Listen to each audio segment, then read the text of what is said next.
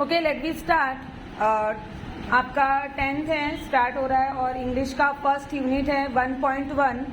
Where is the mind without fear? Fear means डर। Where the mind is without fear, कहाँ पे हमारा जो माइंड है वो बिना डर के रहता है? कहाँ पे रहता है? खेलने में। जहाँ हम फ्री होते हैं, जहाँ हम खुद को फ्री फील करते हैं, there is the mind without fear. वहां पे हमें डर नहीं लगता। अगर कोई ऐसा इंसान हमारे साथ जो हमें डांटे मारे तो हमें डर लगता है, बट कोई ऐसा इंसान है जो हमें समझता हो तो हमें डर नहीं लगता, राइट? वही चीज आज देखेंगे। रविंद्रनाथ टैगोर बॉर्न है इनका 1861 एंड द डेथ वॉज 1941। उनकी डेथ हो गई थी 1941 में, वो बॉर्न हुए थे 1861 में। Was the author of the Gitanjali and its profoundly sensitive, fresh and beautiful words. ये उसके ऑथर थे गीतांजलि के, right? He became the first non-European to win the Nobel Prize in Literature in 1913. ये पहले ऐसे थे जो यूरोपियन नहीं थे और जिन्होंने लिटरेचर, दैट मीन्स साहित्य में नोबेल प्राइज पाया। साहित्य में नोबेल प्राइज पाया। लिटरेचर मीन्स साहित्य। कब पाया? 1913। This poem is one of the vastly read and discussed poem. मतलब कि बहुत ही वास्ट मतलब होता है बहुत बड़ा, ब्रॉड, ठीक है। डिस्कस मतलब कि उसके बारे में हम लोग चर्चा कर रहे हो, चर्चित हो, जानी मानी हो। It was originally compose in Bengali and later he himself translated into English. ये एक्चुअली किसमें बनाई गई थी पोयम? बंगाली में। समझ में आया? बंगाली में। और उसको बाद में इन्होंने खुद से इंग्लिश में ट्रांसलेट किया। क्या ट्रांसलेट किया? पोयम को।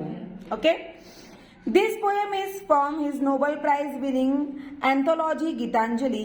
Tagore lived during the time when India was ruled by the British. Tagore कब के हैं? जब भारत पे ब्रिटिश लोग अपना शासन चलाते थे, अंग्रेज, ठीक है।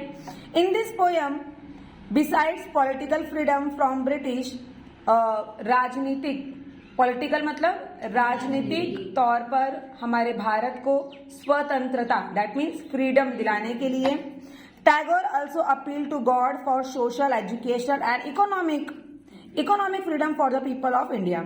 हमारा जो देश है वो सामाजिक तौर पर, शैक्षिक मतलब शिक्षा के तौर पर, और इकोनॉमिक मीन्स पैसे के ऊपर, ये तीनों तरह से फ्री हो जाए, फ्री फील करे, खुद को ऐसा फील करे कि यार हम पढ़ सकते हैं, हमारे पास पैसे हैं, हम खर्च कर सकते हैं और हम फ्रीडम के हिसाब से फ्रीली कहीं भी जा आ सकते हैं, सांस ले सकते हैं, कोई रोकने वाला नहीं है। That is called as the freedom, right? Let me start the poem. Where the mind is without fear and the head is held high, where knowledge is free. कहाँ पर हमारा दिमाग बिना डर के, हमारा सर ऊंचा और हमारा जो ज्ञान है वो मुक्त रूप से प्राप्त हो, मतलब फ्रीली, कुछ हमें पे ना करना पड़े, हमें कुछ उसके लिए तकलीफ ना उठानी पड़े, ऐसा भी कोई जगह होना चाहिए ना, तभी तो हम खुद को फ्री फील करते, otherwise we can't feel, right? Where the world has not been broken up into a fragments.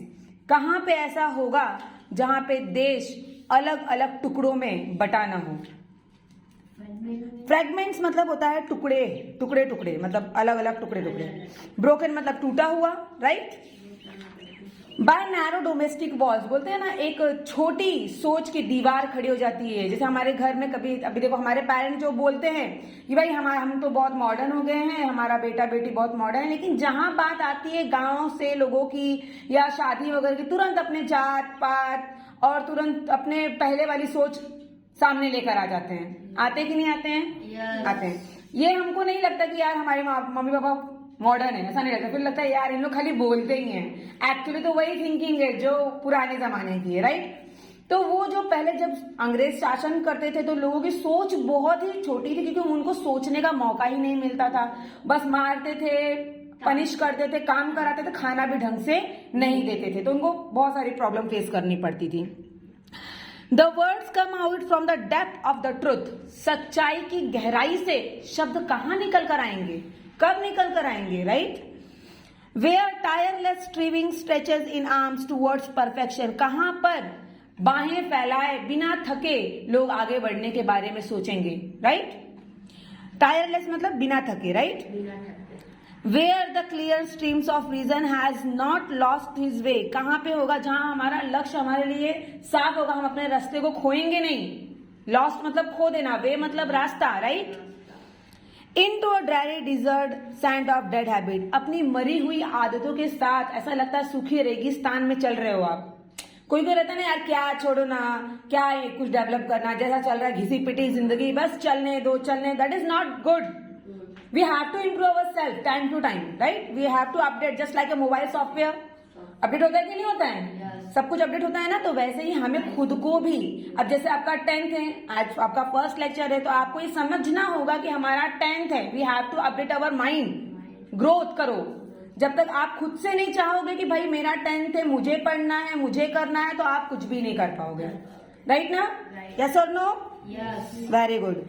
Where the mind is led forward by thee into ever winding thought and action, जो भी आप सोच रहे हो वो आपके voice में, आपके वर्ड्स में, आपकी एक्शंस में दिख के आना चाहिए, right. Into that heaven of freedom, ऐसा लगना चाहिए कि हम स्वर्ग में हैं, ऐसी फ्रीडम हमें मिलनी चाहिए, right. My father let my country awake, मेरे पिताजी अब मेरे देश को जागरूक होने दो। समझ में आ रहा है? ऐसा भगवान, पिताजी मतलब कौन इसमें? भगवान, गॉड से बोल रहे हैं ना। हम लोग ने ऊपर इसमें पढ़ा ना लास्ट वाली लाइन में, God Tagore also appeal to God for social education and economic freedom for the people of India. समझ में आया ना, सेकंड लास्ट लाइन से दिया है। तो वही वो भगवान मतलब पिताजी मतलब फादर मतलब गॉड से प्रे कर रहे हैं कि भगवान अब प्लीज बहुत हो गया, अब तो हमें फ्रीडम चाहिए। क्लियर हुआ सबको? Very good.